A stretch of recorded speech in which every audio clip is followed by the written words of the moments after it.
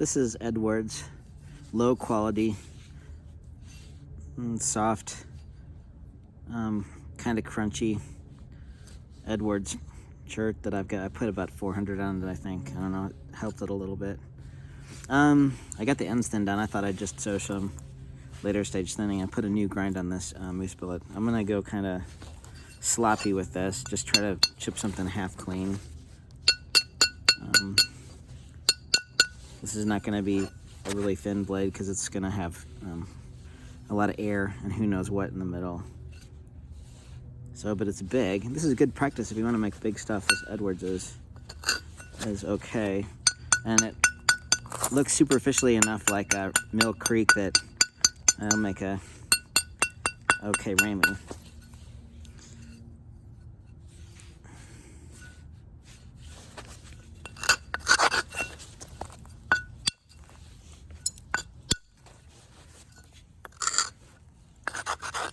This would do okay with aluminum percussion. It's soft enough and crunchy enough that I think copper would get really gougy with this.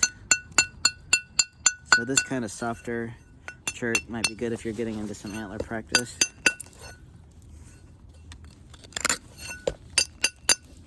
Using the hammerstone to make little isolations. I haven't hit any rocks today, so I'm just gonna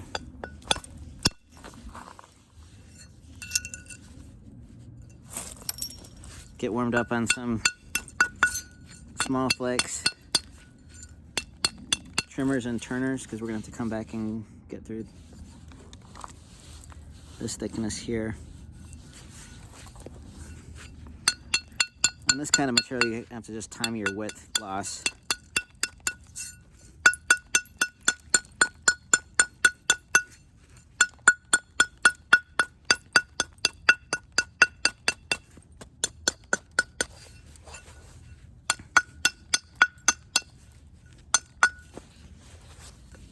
Use that width there, and hopefully get a flake to go across to there. And if I break this, I don't care. This rock is pretty low quality, and rock this size isn't that special. Edge up, finger support. The flatter you get in open air, the more you can just end snap stuff, because literally the weight of this as you hold it will cause vibrations that will make this want to drop.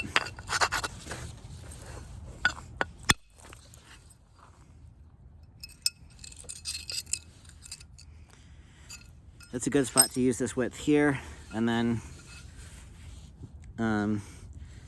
keep to where if you have to come back and get a flake to keep thinning the ends, it really helps. I think I'm okay right there not to have to. That's way too heavy.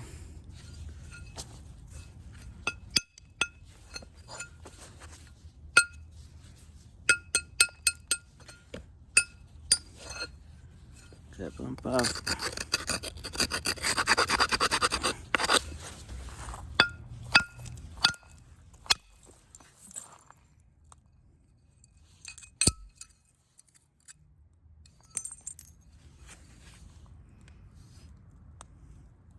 At some point, I'll stop and I'll come back down.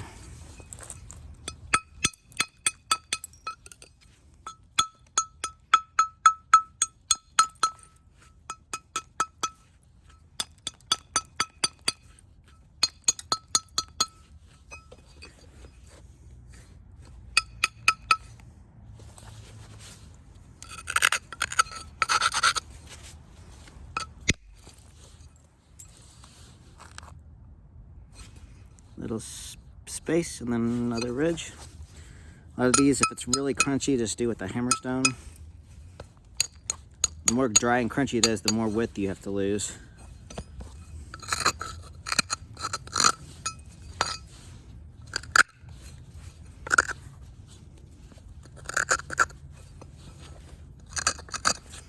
Should have let this rock sit inside for a while. It's about 40 degrees out here in this rock. It's warm.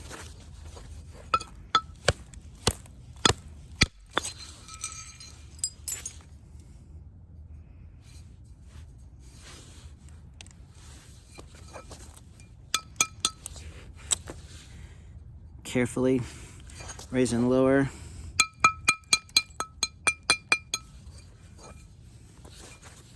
Trim back. This is an area that's, I probably need to just do a tiny flake there and then move over and get set to get one through here. Then I'll come back this way.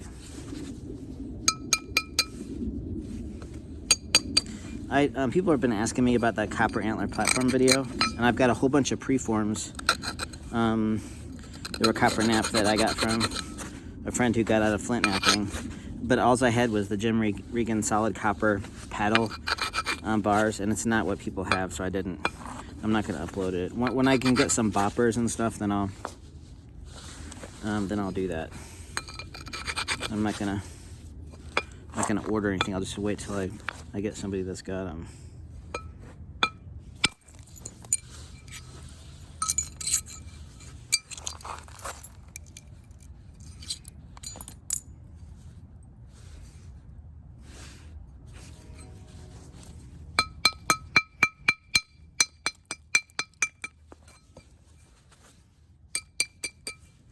If you want to learn copper bopping, I was watching Gulf Coast Napping channel. He's got good mechanics and can read a rock, and has got different size boppers and does a really good job of. The camera work isn't first person, but he knows what he's doing.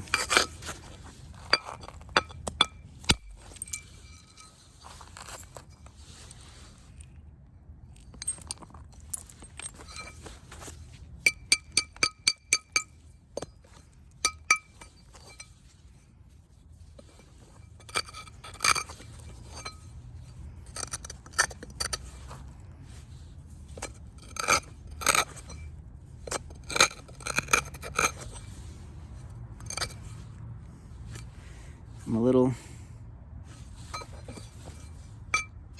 too heavy in there.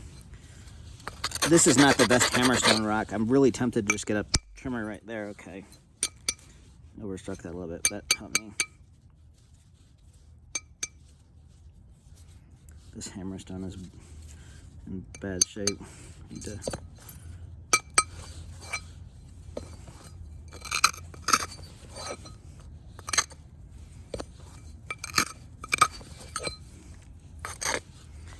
two-pointed. See that ridge there?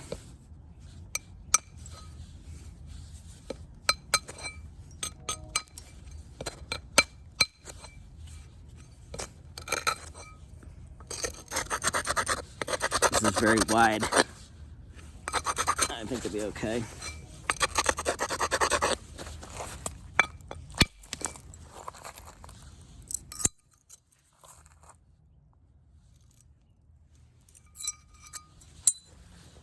I put the right heat on that. It wasn't much.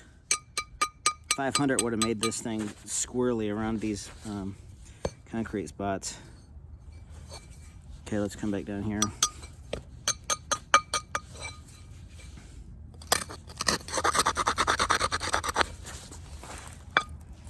Uh-oh. There. Want to make sure you have enough grind to where if you catch something a little wrong, hopefully that flake won't release.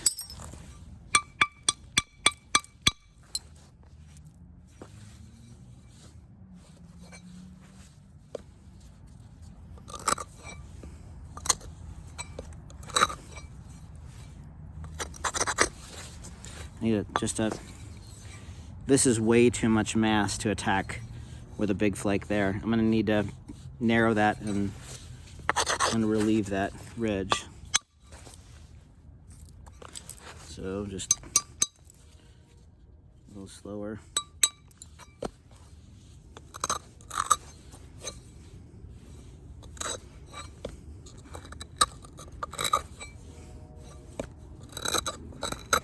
If you want to switch to antler, but you're not quite ready, wean yourself by getting rid of your carborundum abraders, because this kind of stuff, an antler, is not. I'm having to move those platforms up and down just a little bit.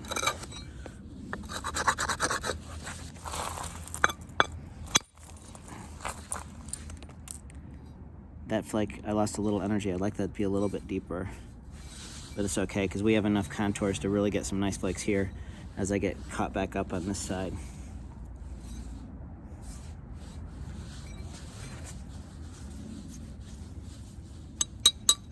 I'm gonna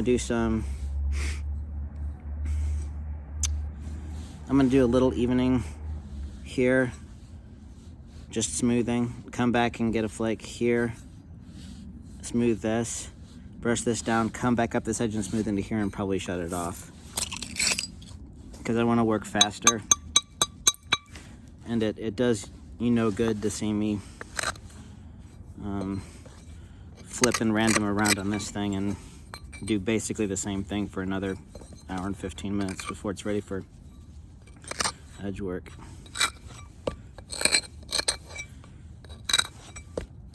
I want to try to keep my flint knapping videos different and useful, and not spend a whole lot of time doing the same thing again and again.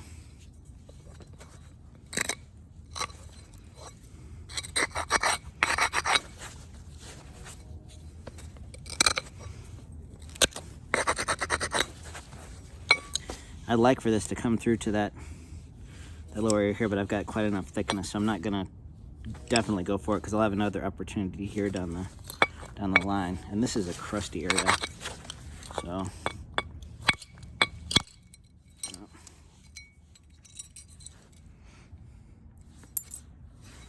it's an okay smoother. I got a ridge here, so let's.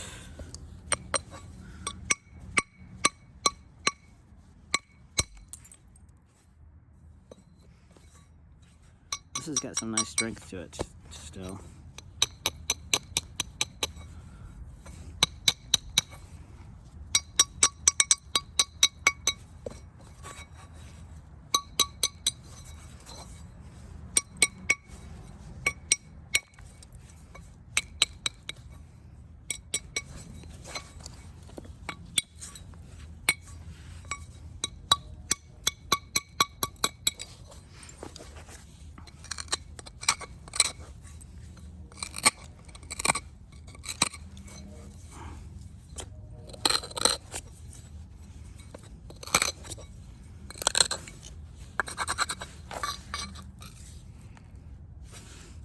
This is a leaner platform. It's lower set. It's less heaviness off that concrete now.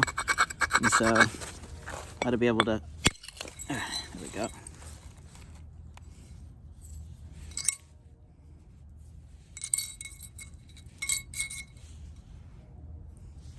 It's really important to get those necessary flakes when you've got weird contours happening in the middle of the blade. Or else you anticipate losing a lot of width trying to fix and smooth stuff.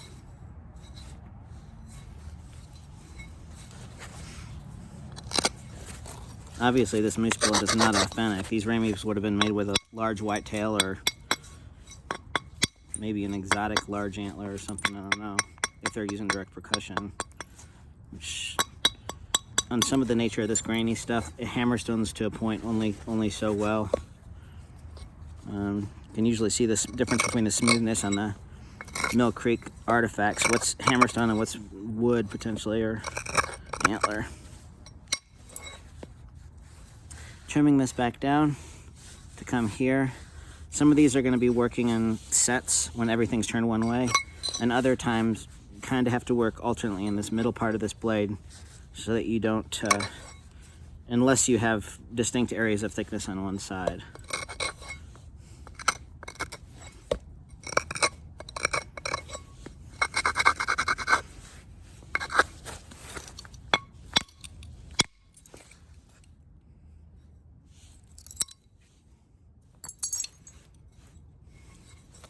This thing is like just a skosh under 13, so it's a pretty manageable size for a blade.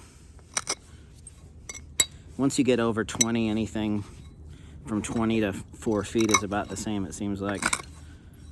You need a better padded support system to set the blade out on.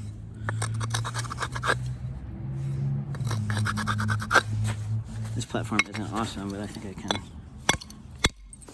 get it.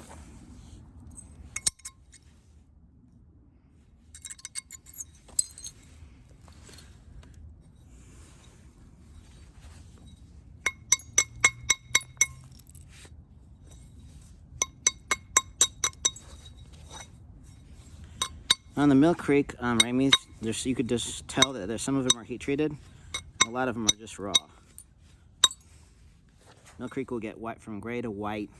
And the dark areas will get spotty and kind of cool. And there's some interesting colors in it. It's hard to get that stone.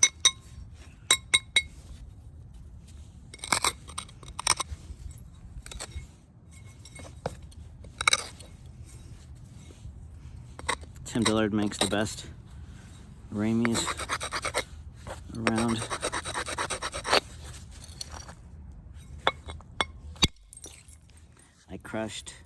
I'm missing my platform a little bit.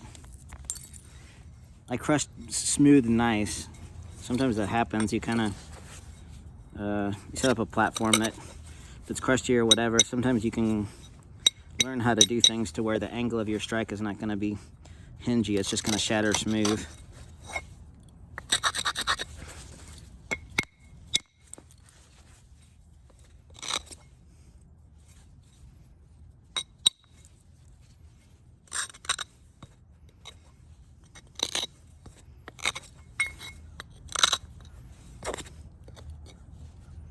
I need to get a new abrader.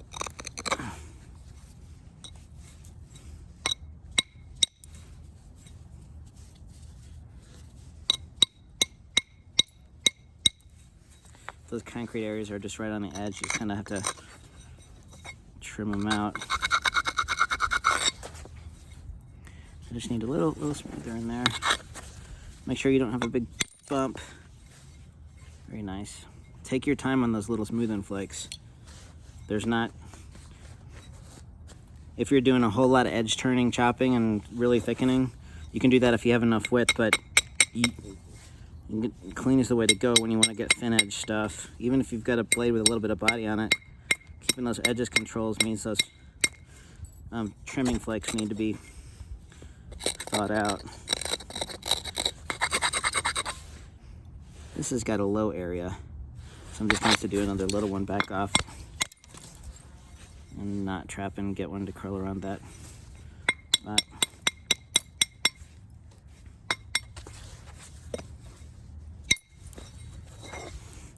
hammerstone to lower there, so I've got room.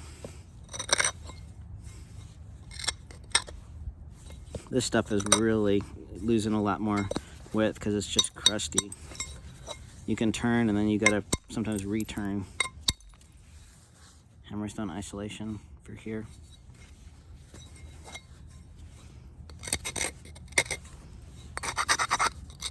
It's gonna be a stressor. I'm not gonna fix this platform. It's really crusty in there, so it's really easy to get too heavy. But I'm gonna try to get a big one there. Went a little deep because the platform was heavy. When your platform is right and you can get that really arcing, get that elbow up and really get some curve in, and you can get some nice, more smooth flakes. I don't want that, even though it's thinning down. I want flakes to smooth my surfaces down evenly.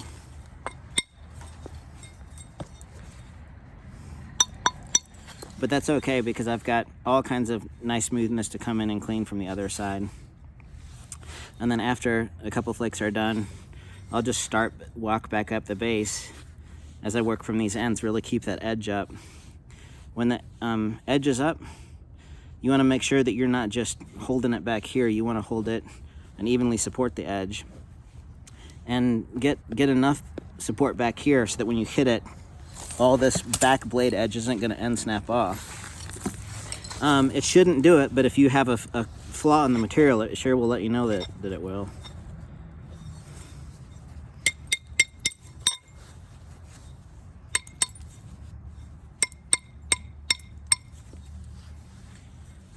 So our edges really aren't turned to come back here.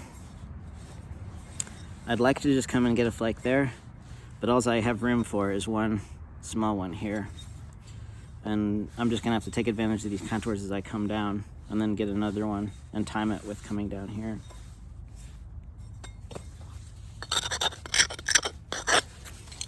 And it's weird when you get around nappers that work on big stuff using antler, you see yourself kind of doing the same things. This is a coarse bad area. So I'm just gonna do a low, just try to bring that edge thickness down. Okay, good. That was a problem spot.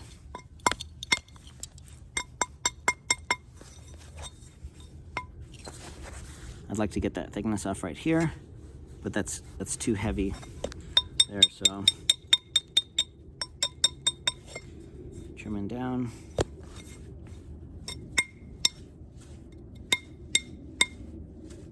The glassier the rock, the easier it is to do these edge setups and nice little turning flakes. When it gets crunchy,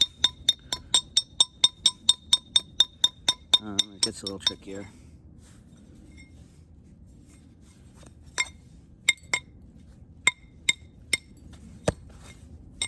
There we go. All that just to get this delta positioned for a nice smoother, not a scallopy gouger. If you need to use width, just use the width. As long as things are kind of even, symmetry is sort of a little less important at this stage, and then it'll get more important later.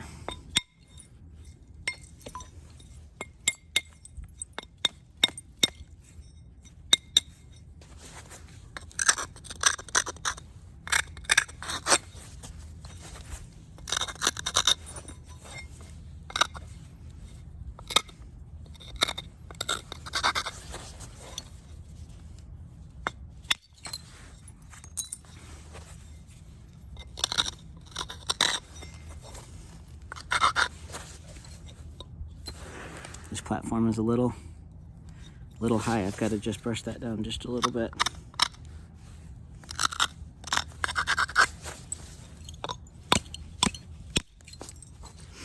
Hit it a little thin.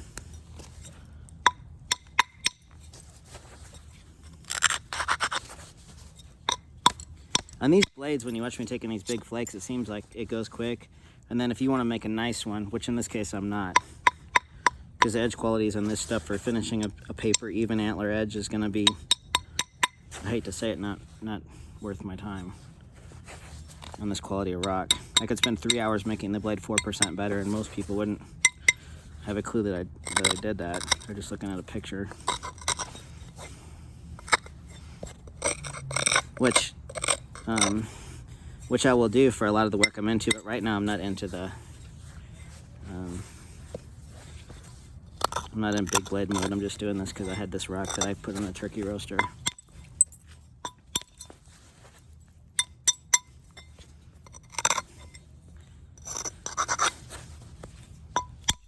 Okay, good. Smoother, just a little smoother.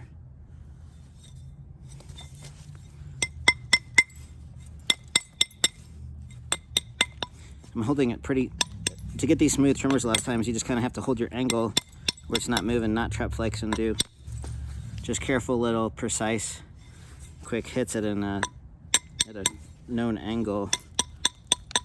And then sometimes thickening just these little brushing ones.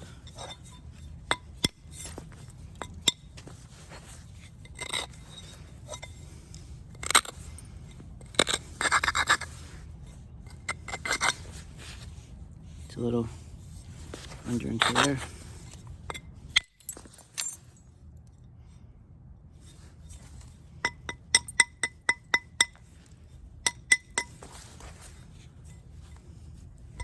One thing with the, another thing when people are asking me about making the blades in there, switching the antler, is that some people have different swings. Jim Spears has he sets platforms with pressure, and he has a very, very slower, deliberate swing that works out really well for him. I like to speed it up when I can on the thinner edges and just try to get through stuff. And so if you're used to swinging the solids or the large boppers slower, then you might want to, you know, just not try to change your swing too much, because going from the whippy antler, from the slower copper to the whippy antler is kind of tricky. So you might want to just set your platforms a little lower, and if you want to hit work flatter, just try to get a, you know, you can work on the leg even, as long as you're not trapping too much on certain flakes. And you can just make a holding system to work a little slower and just get your isolated platforms a little lower.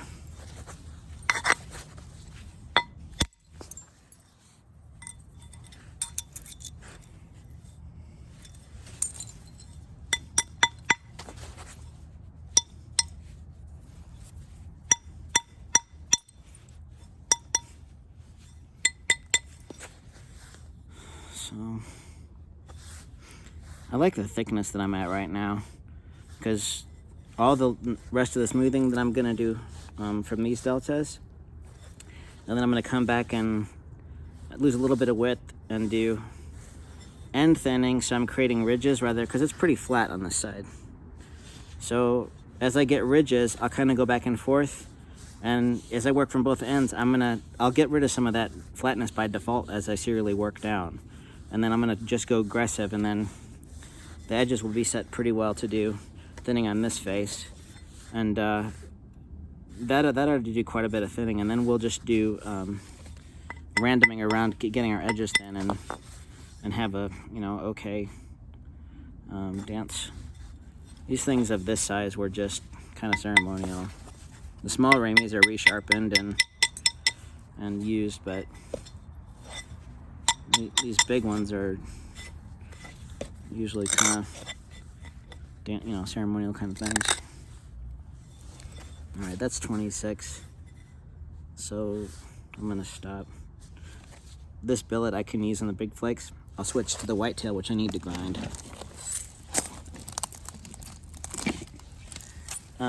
If you're right-handed or left-handed, it's nice if you can get a shed that has the curve going kind of the right way for you. And this thing has been an awesome billet, but I've worn it down. And it's starting to get, I'm gonna save it for an obsidian billet, I think, because it's starting to get a little soft in there. So I'll do some trimming with the edges of this where it's harder, and then use this big moose still for the thinning on this face. And then I'll probably finish this with I'll grind out another whitetail billet and get it familiar with me, and then finish this. But I think that's, you saw the thinning for this face and enough this lesson. I don't want to make a 2.5 hour video making something. I'll kind of just go into, I'll work a lot more quickly and efficiently as far as the later stuff goes if I don't have a distraction. Thank you.